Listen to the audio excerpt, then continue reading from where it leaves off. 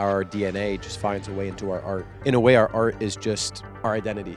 We represent this generation that gets to choose to thrive instead of just survive. So it's really cool, for us to be able to, in many ways, make good on their sacrifices and try to honor that by doing what we love. I imagine the courage was required when you went from lawyer to soulful artist. How did that happen? I always loved music. I always loved singing. I always loved writing songs. And yet, I kind of kept it hidden.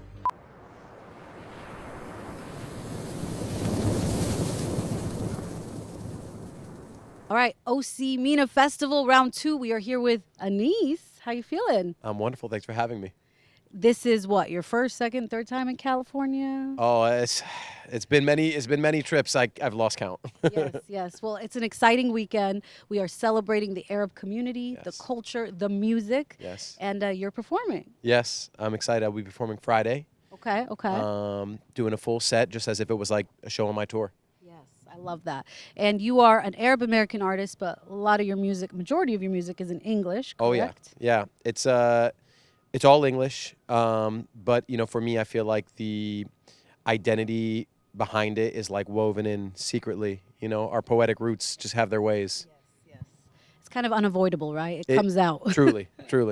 I love that. Talk to me a bit about how that heritage and culture kind of influences your creative style.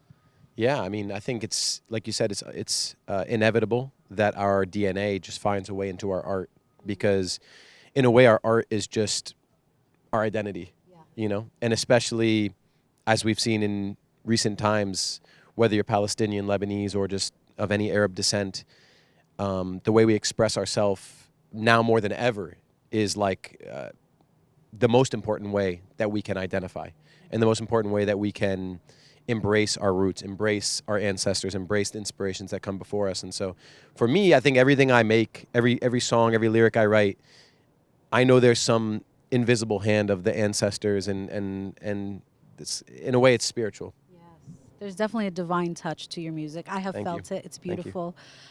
Did you grow up with like a home that welcomed and embraced the arts? Yeah. Or what did that look like? We grew up in a very small home, and there was 3 bedrooms, 1 bathroom, 6 of us, and there were 3 common rooms: the kitchen, the living room, and the music room. And the music room was literally just 1/3 of the house, where every instrument you could imagine existed. My dad would be on the keys, and then he'd switch to the tabla, and then he'd switch to the flute. My sister took up his mantle on the keys, and I kind of just absorbed the words. I feel like in our house it was inevitable that music would be part of the upbringing. What a privilege, because I feel like some Arab households, it could be challenging to dig deep into the creative side. So you had that celebrated. Yeah, it's weird. My parents are hippies. They're not like, it's not the stereotypical, like, you have to be doctor, you have to be lawyer household. Ironically, I did go to law school. I did become a lawyer. I did quit. None of that had to do with my parents. Right. All that was just me trying to figure out how to live life. But in my house, on the Lebanese side, my family's been here for over 100 years. So they probably don't have as much of that mentality of like, it's this route or it's this route or it's this route. And on the Palestinian side, they've been here for 50, 60 years. So yeah, I think some element of that diasporic upbringing allowed me to embrace music. And are they very proud of you now these days, I imagine? Or what's the response been like with the family? No, my parents are my biggest fans, for sure.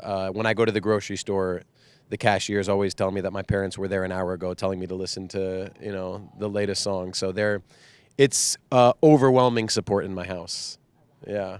My parents, their version of it is, I'm a news reporter, so they'll be like, look, my daughter, did you see that on the news? So I'm like, that's Arab parents. That's beautiful. They're all they about celebrate the support. us. Yes. In many ways, I feel like we represent this generation that gets to choose to thrive instead of just survive. Yes, And so a lot of our parents and their parents especially, they weren't afforded that luxury of maybe getting to choose a career path of their choosing rather than just like what had to be done. So it's really cool, for us to be able to, in many ways, make good on their sacrifices and try to honor that by doing what we love. It takes courage. And I Yeah. imagine the courage was required when you went from lawyer to soulful artist. How did that Yeah. happen? That took some courage for sure. I mean, I was terrified to quit law, and even then that next step, announced to the world that I wanted to do music when that really wasn't previously a part of my public facing identity. I always loved music. I always loved singing. I always loved writing songs. And yet I kind of kept it hidden. And again, it wasn't because my parents were pressuring me in any way. I think it was more just I felt like, what place do I have being an artist? What place do I have? I don't look like the people I see on the screen. I don't sound like the people I see on the radio. So then what place do I have? And it's only until recent that I come to the realization that that's exactly why I pursued it. Just because there wasn't a lot of people that I could identify with in the music industry, is even more reason for me to pursue it and hopefully inspire a young kid now. They can maybe, God willing, see my music or some of the other artists we're going to have this festival and take that as a sign that they can do it too. Absolutely.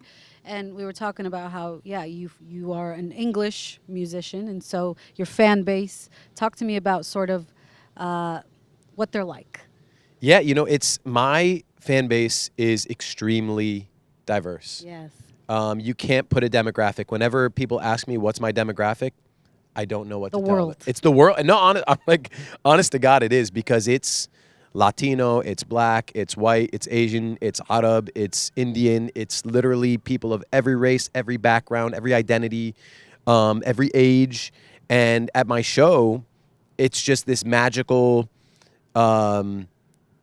symphony of people who maybe otherwise wouldn't be in the same room. Right. And so it's been a blessing to find that I don't have a demographic. It's just everybody. Yeah. Would you say in some ways that kind of is a reflection of your own background, cultural influences, having grown up here in the States? Yeah, you're kind of helping me connect some dots. I think so. I think probably in my house growing up, my parents listened to all music. Some Arab music, but then some Nina Simone, some Bob Marley, some Norah Jones, some John Mayer, some Stevie Wonder.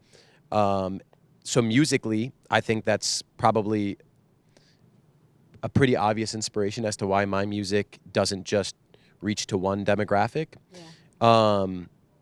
But I also think my parents are people's people. They're people of the people. Mm-hmm. My dad is a civil rights and human rights lawyer. Mm-hmm. And growing up, we'd always be going to any number of Arab civil rights conferences, but it wasn't just that. We went to all types of events that embraced liberation, freedom, revolution. And in many ways, I think it's inevitable that through line exists through my music into my audience, for sure. Right.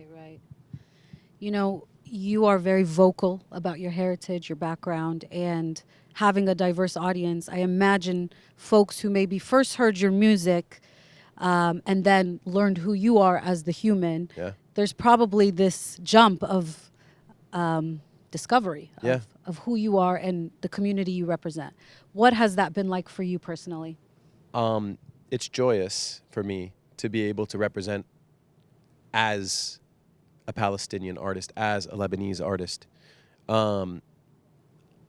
I feel my position in the industry is an interesting one, right? Because I don't identify as I don't make Arabic music. Mm-hmm.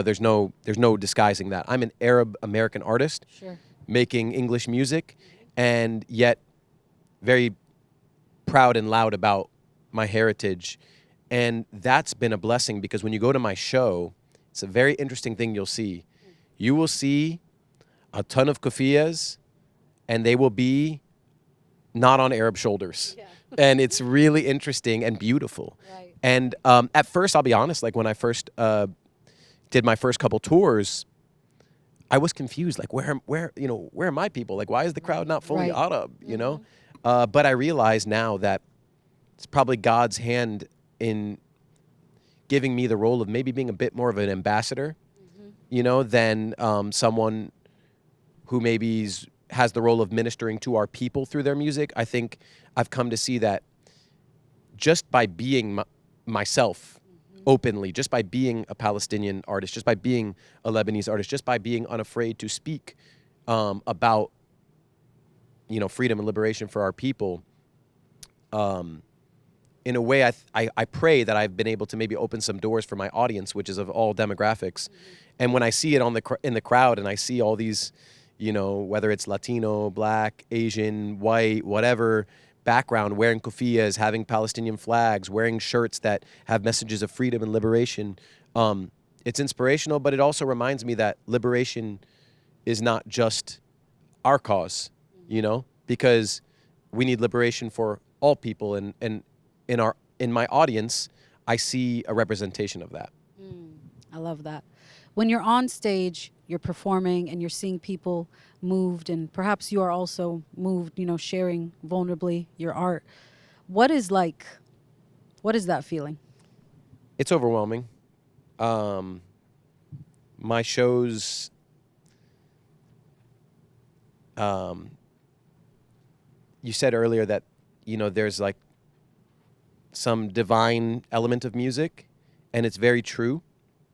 And when you have a room full of people and they're all believing the same thing and they're all opening their heart to receive that message and amplify it through music, it is divine.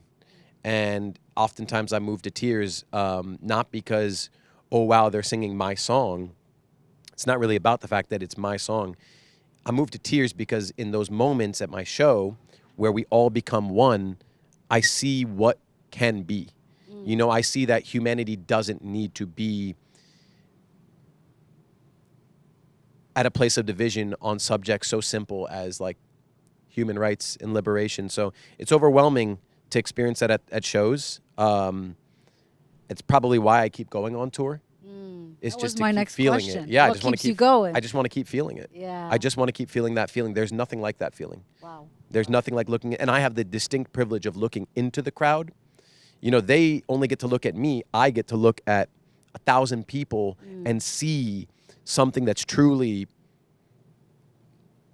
only possible because of God. Right. So, yeah. Well, that's a beautiful thing, and thank you for being an instrument of God and sharing your talent with us. We Thank God. appreciate it. Thank God. It is it's a beautiful, soulful product you've provided to us, and Thank you. and this weekend, folks are going to be here celebrating music of all different Arab backgrounds. Talk to us about what you're excited about connecting with this time a pretty focused Middle Eastern That's audience. what I want. That's what I want.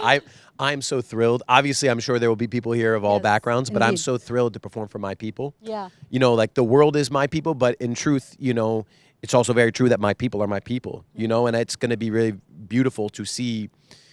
In particular, I'm excited to see if there's like young kids in the audience. I'm excited to see if there's, children. Families. Yeah, families, like people who I'm excited to deliver my message to through music for. And also what a beautiful event this is.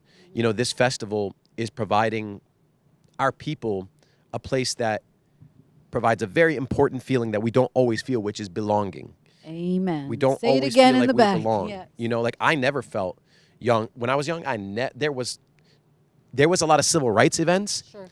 There were not many events like this where we can just celebrate who we are and belong.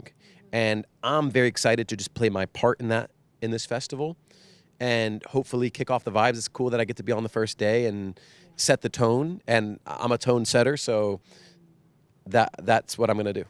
I love it. Yeah. Well, we are very excited. Thank you for your time, and tell us a message you got for the visitors that are coming out this weekend. You're going to belong no matter who you are, and you'll get to experience richness of culture, music, cuisine, fashion, all types of art and community. And that's probably the most important part of it all is you get to belong in this community. And when community is built, like it's clearly literally been built here, something magical happens. So I'm excited for y'all to experience it. So well said. The OC MENA Festival, where everybody belongs. You heard it from Anis himself. Anis, thank you. Have Thanks a lot for of having fun me. this weekend. Yes, I will.